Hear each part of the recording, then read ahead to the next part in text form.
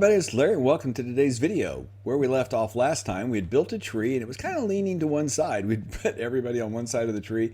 Let's take a look at that and see where we are. So we click on trees, we're going to go to Jones Family Tree. And here is our family tree. And if you remember, we used potential father and mother to add the parents for Leroy and Alpha. That gave us Robert, Loretta, Charles, and Lulu Ann. But we don't have anything on this side of the tree. So let me show you something right here. You can change your tree view by clicking these two. Now, it already is going to the right like this one. And then we can do this one. It says view your tree in family view. This is called family view. We would click that. This is family view. And it looks kind of like a tree as it goes up, except it's all on the one side. So if this were an actual tree, it would be trying to lean over and fall. And this other one is pedigree view. And I typically work in pedigree view. But you can tell that if we added these potential parents to the side of the tree, it would really be leaning over that way. So let's help my dad out and let's give some information over here. We're going to begin by adding his father, just like we did Leroy and Alpha, and his name was Calvin. So last name Jones, deceased. We don't know the birthplace or the dates, death dates, so we're just going to leave that blank for now.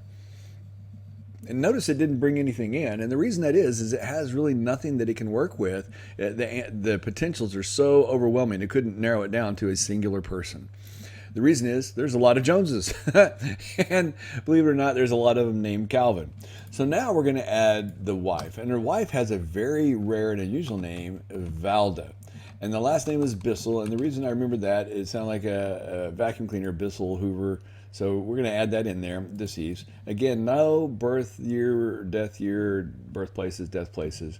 And this is what we have. So I would hope that, how many Calvin Joneses were married to anybody named Valda?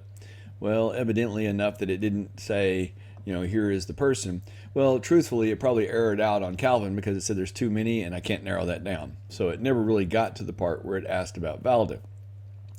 But we're not stuck, okay? So if we look in our tree view, it looks better. I mean, we have the tree coming up, but we're really kind of stopped right here. So what do? Because we don't have a subscription, and we saw that if we pull up stuff, we have to have a subscription. Well, not everything. So this kind of goes into the pro tip area. So those of you who've been doing genealogy a long time, this will work. So if you click on where it says Calvin Jones, it says profile, search, and quick edit. Okay, click on Robert Wright, profile, search, and quick edit. Now, if you click search, all of this information that you've entered comes into that search automatically. Well, for Calvin, we don't have a lot of information. So when we click it, it's just going to say Calvin Jones. It's not going to give us any more information than that because we didn't put, birth and death places or years or anything like that. So we look at the search results. We get quite a few. In fact, there's 1 million of them. So how do we find which ones are ours? Well, I know he wasn't in Ohio, Florida, but we do know that he was from Jonesboro, Paragould, that part of Arkansas, which is in the northeast part of Arkansas. And the very first one that comes up here, it says from Arkansas. Okay, piques my interest. Greene County, Arkansas. Well, that was up at the top right-hand corner of Arkansas, so potentially this is information that we can use. So if we hover over the census, it says Calvin W. Jones from Arkansas, 1909, and it has, working, high school, okay, and it has name, age of the family. Well, we can't see that. Now, I can scroll down, but I'm just going to go ahead and click on it, and we'll scroll down here, and look at what we find. Wife, Valda Jones. So yes, it doesn't have her maiden name because she's married at this time, okay? Calvin and Valda have already married, so it doesn't say Jones. And this is a census, okay? So we have information right now that we can actually take and put into our tree. So we're going to put a little bit into that right now. So now we're getting into pro tip number 2. We're going to go in right here where it says trees. Instead of clicking on it and taking us off this page and losing this information, we're going to press the right mouse click button. And it will pop up this window and we'll select the first thing that says open link in new tab. And what this does is it opens up Ancestry in tab number 2 and tab number 1. So we're going to click on tree, go to the Jones family tree. So now we have our tree over here and we have the information we want in the second page. Now if you have multiple monitors, you can simply put one on the other monitor, do open a new window, drag it over the other monitor. It makes it a lot easier. It says birth year estimate 1909. So what we're going to do, and again, we don't know this to be factual, and to be honest, that it is wrong, but I'm going to put 1909 because it's going to help us narrow down the information for Calvin for other things. It'll start giving us hints, and looky there, potential father and a potential mother, all from this 1909, which, as I said, actually will turn out to be wrong, and we'll find that out. But just because we narrowed it in close enough, it was like, okay, there is only one in that time frame that could be married to a Valda. This I can do. And so it did that. Now it has the two sons. It says Tavier C. and Thomas. And actually that was Travis, not Tavier. And, well, maybe Travis's real name was Tavier. We'll have to look at it. But where's my dad? My dad's not in there. Well, my dad was born in 1941, and it's the 1940 census, so he won't show up here. So now let's look at the potential father. Let's see what we can do with this little bit of information that we got by, remember, we clicked on search, got the Calvin, and we put in the year, and it narrowed it down to this Calvin and Valda. So we're going to review the details. So let's look at the records. It says Greene County, so up in the top right-hand corner the entire time. All right, it has, he born in 1879, so the first one would be 1880, and we see an 1880 census. There was not an 1890 because of the fire.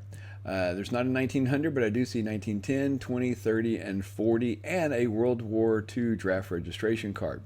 So this looks to be like they've attached several citations and sources, and we can click on those and do it. So if I was to click on this, it would give us that information, Charlie J. Jones, here, Charlie J. Jones. You'd have to have a subscription to see that. Current membership doesn't allow us to see this one. Doesn't allow us to see this one. So we can actually see the 1940 and the 1880 census. So we get to see these two. So since we can see these two, and let's go back over that. I think maybe going a little too fast. On the records, when I clicked on this to expand it, okay, when I clicked on it, it says your current membership does not allow you to see this. Okay, I'm going to close that down. Your current membership does not allow me to see this. But when I expanded this, it actually gave me information, which means I can actually go to that census and look at the detail. And the 1880 census, the same thing. I'm going to be able to go to it and get the detail. The World War II draft registration, I'm not going to be able to see for free, and neither can I the 1910. But I can see the 1940 and 1880. This was the 1940 census. This means that I can actually go over here, click on this, view it, and it'll actually bring the census up for me to view for free. So just with a little bit of information and clicking the search, we're able to zone in on exactly what we want. So let's look at what we can find in the census report. Now I'm double clicking, which zooms it in, and then I'm holding the left mouse and scrolling it left and right. That's how I'm doing this. And if I hover over here, it says Calvin W. Jones. Okay, see the X? He's the person that gave the information to the census taker. And that's a little piece of information you see right here. It says, Hamilton, W.F. Hamilton. And then it says Ethel, and see the X? Ethel is the one that turned in that information, not W.F. Now, see over here these numbers? Okay, these are the households. Household number 15, 16, 17. So, here's the Jones family with these four, Hamilton family with these three, and you see the groupings, and you see up here, this is the Barron family with, 3, 4, 5, 6, 7, 8 of them there. So the family groupings, this is the household numbers, and that can help you because sometimes, that 16 won't be there, and this will just be somebody that's actually living with somebody, and that can actually tell you some good information too. So let's look and see what we can get from our census that can help us with our tree. So we've got, he's 31 years old in 1940. Now, this would mean 1909 or thereabout. But we don't know this for sure because we don't know what month he was born. I'm going to scroll up here to the top. And up at the top, it says that it is enumerated on 4/3 of 1940. What that means, January, February, March, April 3rd of 1940 was when the census data was taken. Well, his birthday could be before that, it could be after that. He may not have had a birthday yet, or he may have just had his birthday. We don't know. So this can be, plus or minus a year on anything that we get here. So that's important to bear in mind. But really nice clues here. Birthplace, Arkansas. Well, that's something we definitely want to add in here. And so before we do that, we're going to go ahead and say yes to this person on the father. And we're going to come back over here to Calvin. And we're going to do a quick edit. And we're going to say that he was born in Arkansas. So we add Arkansas, and we're going to click Save. Okay, we don't get death date because the census is only given us, I mean, he's alive when he's given this, right? Now, here's another one. It says wife. Initially, it said Arkansas, but it was crossed through because, what does it say? She's born in Louisiana. Oh, that's a huge clue for Valda. So we're going to do a quick edit, and we're going to put birthplace, Louisiana. Oh, I'm typing his head. So we can click Save on Louisiana.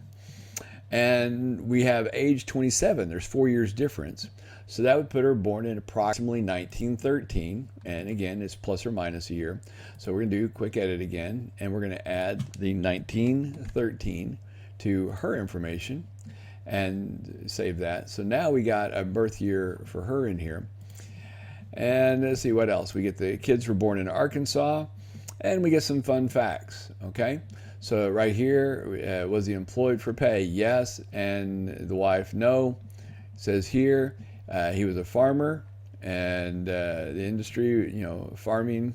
And then her, housekeeping and at the family home. And I find this one was really interesting. It says he worked 52 weeks a year. It wasn't like modern days where, jobs give you 2-week vacation and things of that nature. I mean, you work to live. Initially, it said here that she worked 0. Now, I don't know this because obviously we weren't there in 1940, but I would bet that the two of them went together. And when the census taker put Arkansas, that she probably was there and helped correct it. And I'm quite certain she's like, you think I don't work? I'll show you I don't work. And the census taker says, whoa, whoa, whoa, whoa. And you can see it was corrected for the rest of them. On the spouses where it had the 0, it was marked through. Now, it might have been this lady said it, but somebody brought it to the census taker's attention that the wife, she may be at home doing the housekeeping, but she's working her tail off 52 weeks a year, and she better, by goodness, get credit for it in the census. I think that was kind of an interesting piece of history to find through this. Because initially all of them said 0. And so somebody in this census helped this gentleman to know, maybe it was the census taker's wife. I don't know. But we got a lot of good clues. We got Valda's born in 1913 in Louisiana. We got some information on Calvin. So let's look at the potential mother for Calvin. We got Charlie J. So we're going to look at the records. And Maud Ethel was born in 1889, 1951. And it has all the information. Expand the family out. And looky here. It says Charles Joseph Jones. Okay, it was a spouse. So Charlie J. We know now that that J is Joseph. And my dad was named after his uncle Cecil. And so I never figured out how because we just called him Cecil. But it was Joseph Cecil Jones. And Joseph was named, from the dad, Joseph. And William Calvin, his brother and father, being Joseph, named his son Joseph, his third son, which is a little interesting because the first two, were not named that. Maybe at 3, he was running out of names and started using family names. I don't know. So my dad, Joe Jones, was named after his uncle Joseph Cecil and his grandfather, Charles Joseph. And Charlie is what he went by. So Charlie J, it was actually Charles Joseph. So we get birth and death information and stuff here. So we get a lot of good information, a lot of good record information. And again, there's that same census. And we'll click here. It says our subscription won't show it. But if you click on these, it'll let you know if you're going to be able to see it. 1930, 1920, 1910, 1900. We're going to have a subscription to see that information. So we can't see that information. But we know this is the right person. We're going to add them to the tree. So let's see, can we find anything for Miss Bissell? Okay, so it added Maud in there. Well, let's go back to our tree. And now, just for a second, let's look at our view. Now it's starting to look more like a balanced tree. We're actually filling this out so the tree's not falling over. I don't feel nearly as bad. And so we're going to click on search for Valda Bissell, born in 1913 in Louisiana. That's very, very specific. So right here, 1940 census, Valda Jones in Louisiana, residence there, Valda Bissell. DeSoto, 1920 census. Well, now, wait a minute, 1920 census. So in the 1920 census, who did we have her married to? So let's look at the 1920. It wants us to have a subscription. But let's see if we can hover over and get any information. All right, so in the 1920 census, we see Valda Bissell at age 8, but we get to see the parents. We don't have a subscription. Okay, we do not have a subscription, but we know the father is going to be H.T. Bissell, and the mother was Lizzie Bissell, and with the brothers and sisters of Hazel, Marie, and Alton. So what we also get are the ages of her parent. Okay, so we also get a home in 1920 was Police Jury Ward 3, DeSoto, Louisiana. So we get her information, we can get her parents. We're going to put H.T. and Lizzie. So H.T. Bissell and Lizzie Bissell.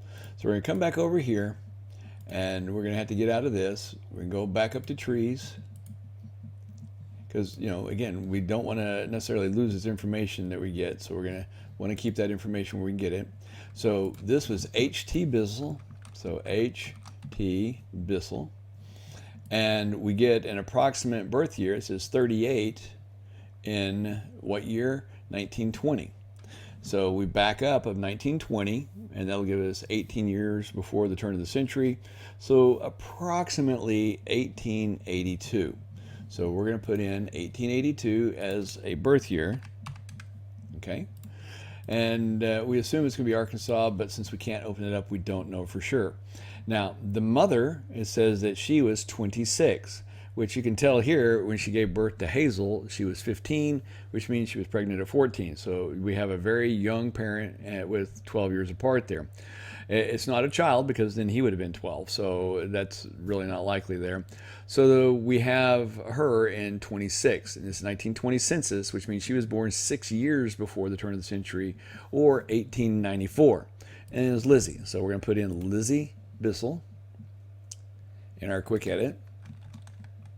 Well, we don't know what her maiden name was, so we're not going to put Bissell because we don't want to run it off, but we do know it was in 1894. Okay, sorry, my throat kind of choked up there. All right, so we've got Lizzie in 1894 and H.T. Bissell in 1882 as the parents of Valda. And we got that simply by clicking on search on her name and looking over the list and hovering over, because we got the information here. Now, I know that my grandparents died while they were in Oklahoma, so I don't know if it's got any of that information here, like death certificates and things like that. Birth, marriage, and death. We'll just kind of hover over and see if we get anything that shows in Oklahoma. There's 71,000. We're just going to look at the front page, look at the easy stuff. Oklahoma, nope, not yet. Nope, don't see it. Don't see anything from Oklahoma there. Okay, so, but now we've got this information added into the tree. So we're going to look at it again from the tree view. Take a look. Look at that. We've got a nice, pretty, balanced family tree. We've even got some photos of our great-grandparents, great-grandmother, great-grandfather, and because this is actually some of the boys right here, we've got a photo of him. He's actually in this picture. And so we've got some great family photos that are coming in. And this is how you get started on a family tree. So this is the first week. Hope you enjoyed the first week. Let me know in the description and the comments below what you thought. It really, we're starting out here. We want to give you good videos. We don't want to make them too long. We want to make them basic, but by the same token, I know by releasing once a day, they actually may seem too simple. But once they're all released and you get a chance to watch them all together, then it probably makes a lot more sense and it's easier to do. So we'll add this one to it. If you haven't subscribed, consider doing that. And if you'd like to see more, consider supporting us on Patreon. It's your support that helps us. I want to say thank you to all of our recent supporters on Patreon. If it wasn't for you, we couldn't do things to help other people. So we're all a part of this. I want to thank you all very much. Hope you enjoyed it, and we will talk to you again soon.